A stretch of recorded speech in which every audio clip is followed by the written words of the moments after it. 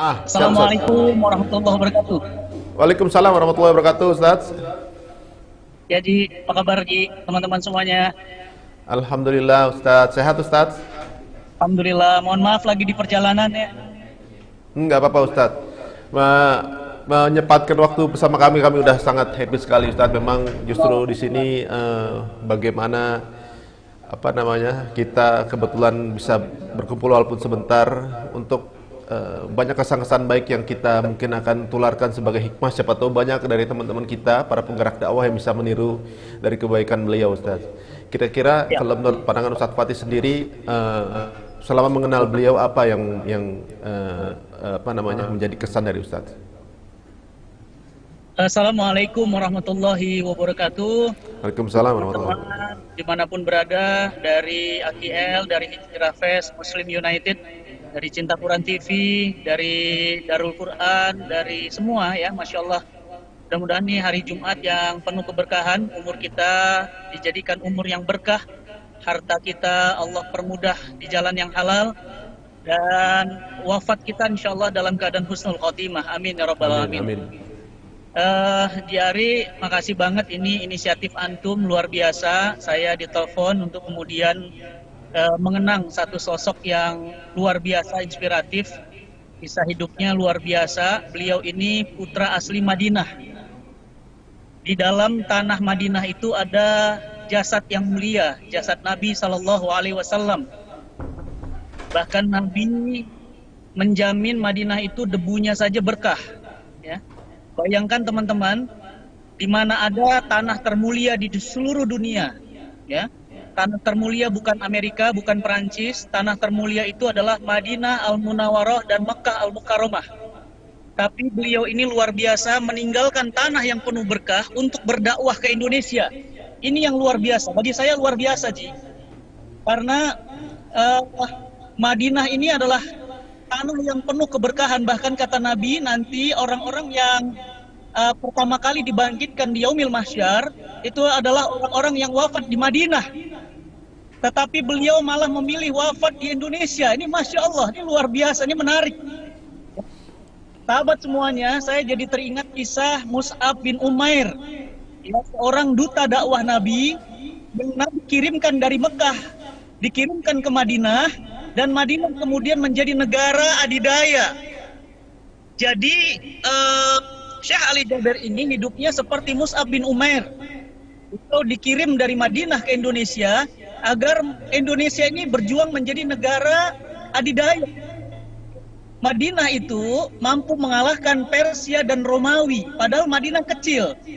Tapi luar biasa, semenjak Syekh Ali Jaber Allahu Yarham masuk ke Indonesia, tren hafalan Quran jadi meningkat.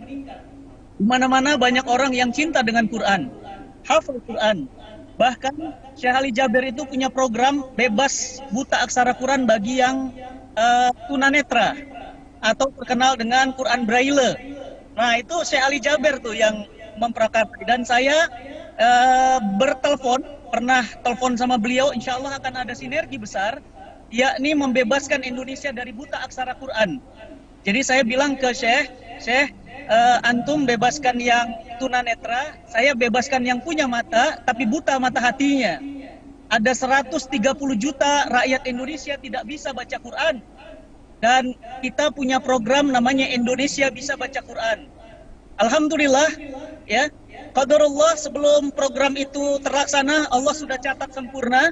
Beliau menghadap Rob kita, beliau menghadap Tuhan kita dalam keadaan amalnya sudah sempurna. Kita iri, ya, iri kepada beliau. Oleh karena itu, teman-teman yang dirahmati Allah, kisah hidup Syekh Ali Jaber ini menjadi inspirasi bagi kita bahwa Al-Quran adalah sumber kemuliaan, bahwa Al-Quran adalah sebab kemuliaan dan sebab kehinaan. Negeri ini, ya, jika ingin mulia, maka harus bersama Quran. Dan negeri ini jadi hina jika dia meninggalkan Al-Quran. Maka, ya, sahabat semua yang dirahmati Allah, Syekh Ali Jaber ini sosok yang sangat humble, ya. Jadi nggak sungkan-sungkan kalau dia nelfon duluan, bahkan dia WA duluan, itu nggak sungkan gitu. Padahal beliau ini adalah ahlul Quran, ya. Padahal beliau ini adalah ulama besar, ya, nggak main-main, ya.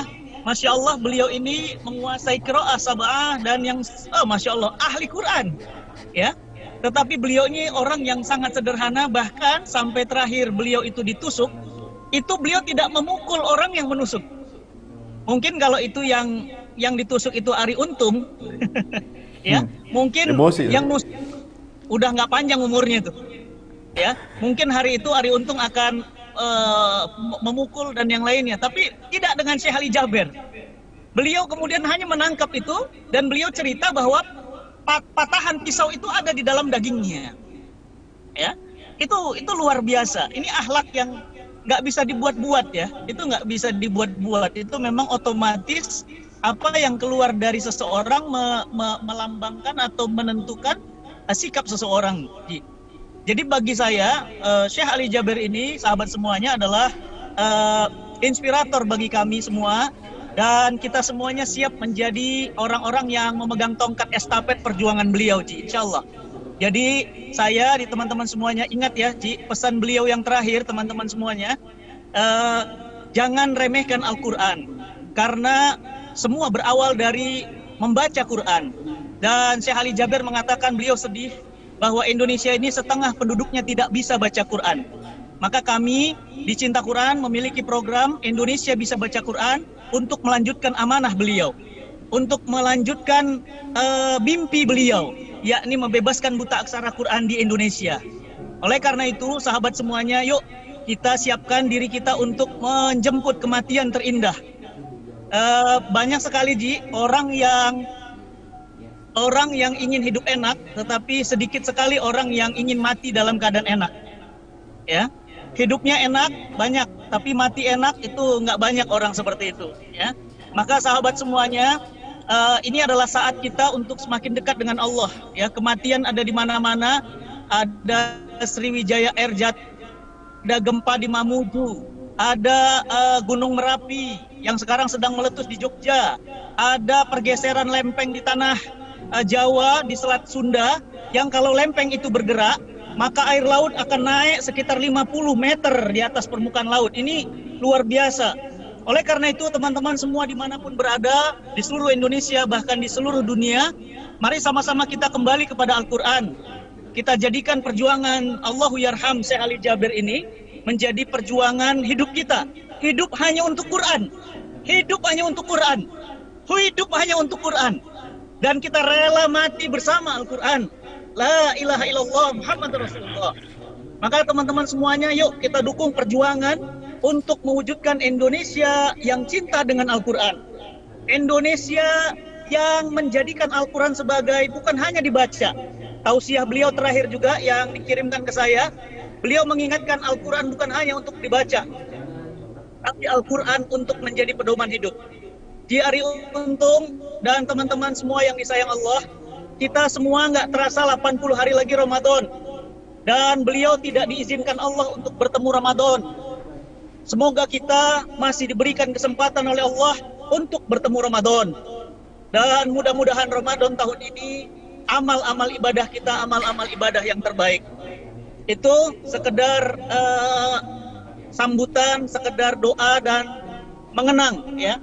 Mengenang saya terhadap guru kami semuanya, guru kita semuanya, Allahu Yarham Syekh Ali Jaber. Mudah-mudahan beliau ditempatkan bersama syuhada, mudah-mudahan beliau ditempatkan bersama solihin, dan mudah-mudahan ini saya perhatikan ada yang sakit, ya, saudara-saudara kita yang sakit. Ini Jumat sore, ba'da asar, insya Allah nanti kita akan doakan, dan mudah-mudahan sakitnya Allah angkat, ya. Allah jadikan sakitnya sebagai penggugur dosa-dosanya, dan kita doakan guru kita insya Allah akan bertetangga dengan kita di surganya Allah selama-lamanya. Amin ya rabbal alamin. Amin, amin. Demikian. Masya Allah, Ustaz, dalam waktu yang singkat ternyata banyak sekali muhasabah yang jelek, Ustaz.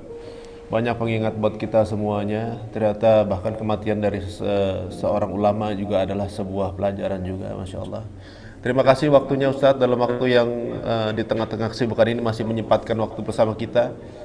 Insya Allah akan menjadi amal jariah juga untuk antum, dan tentunya juga hikmah sangat luar biasa kita bisa memahami apa yang Allah coba utarakan ke kita melalui kepergian dari Syekh Ali Jaber. Assalamualaikum warahmatullahi wabarakatuh. Ustaz Fatih.